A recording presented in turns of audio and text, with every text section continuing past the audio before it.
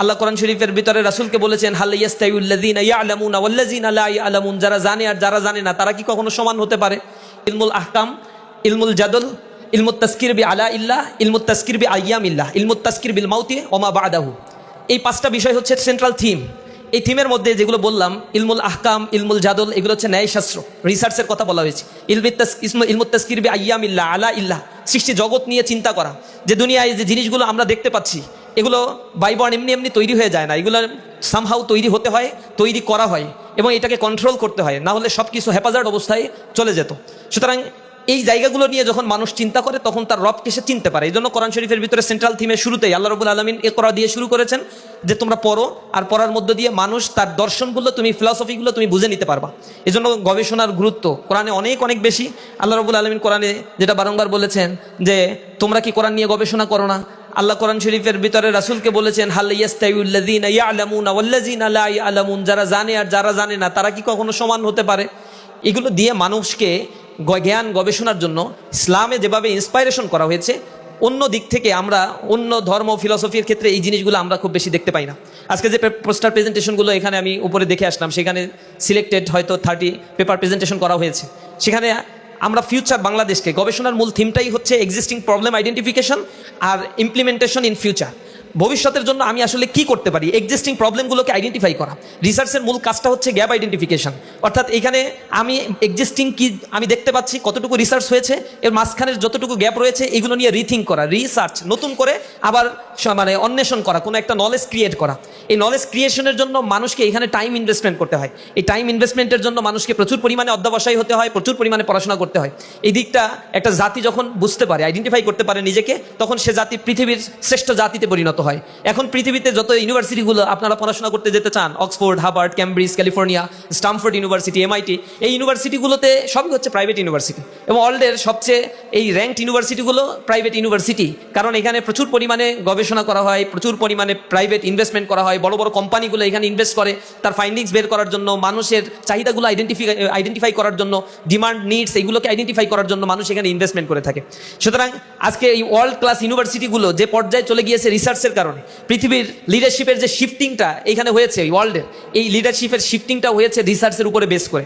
একটা জাতি তখনই উন্নত হতে পারে যখন সেই জাতির মেধাগুলোকে তারা প্রপার ইউটিলাইজ করে। আমাদের প্রবলেম হচ্ছে ব্রেইন ড্রেইন হয় অতিমাত্রায়। দেশের সবচেয়ে ভালো ইউনিভার্সিটি যেটি, যেখানে ভর্তি হতে প্রতিযোগিতা করে অনেক বেশি মেধার স্বাক্ষর রেখে ভর্তি হতে হয়, সেই ইউনিভার্সিটির 62% স্টুডেন্ট বুয়েট থেকে পাশ করার পরে তারা চলে যায়, দেশের বাইরে চলে যায়, আর কখনো ফেরত আসে না। এটা ব্রেইন ড্রেইন হয়ে চলে যাচ্ছে।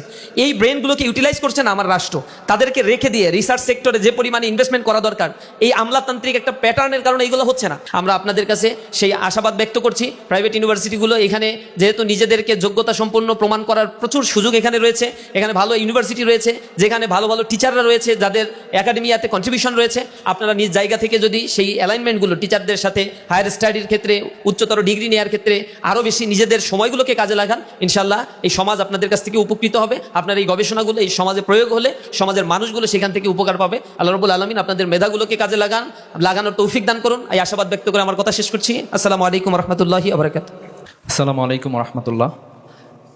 প্রাইভেট বিশ্ববিদ্যালয় পূর্ব শাখা কর্তৃক আয়োজিত আজকের আগামীর বাংলাদেশ আমরা কীরকম দেখতে চাই, বিশেষ করে তরুণরা কীরকম দেখতে চায়, আমরা এটা বিশ্বাস করি যে তরুণরা যেরকম দেখতে চায় আগামীর বাংলাদেশ সেরকমই হবে ইনশাল্লাহ।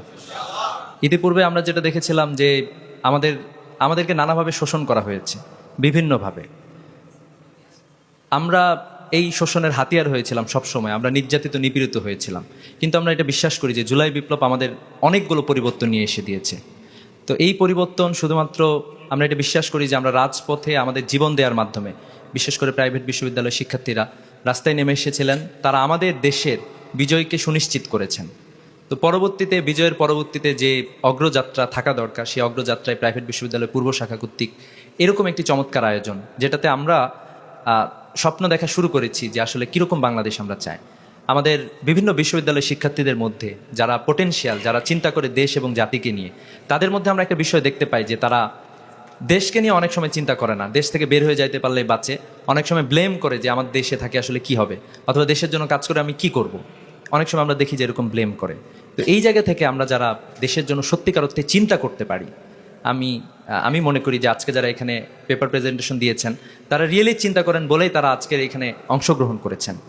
তো আমরা তরুণদের চোখে আগামীর বাংলাদেশ দেখতে চাই। আমরা বিশ্বাস করি যে তরুণদের হাতেই বাংলাদেশ নিরাপদ। আমাদের শহীদ ওসমান হাদি একটা লড়াইয়ের মধ্যে ছিলেন।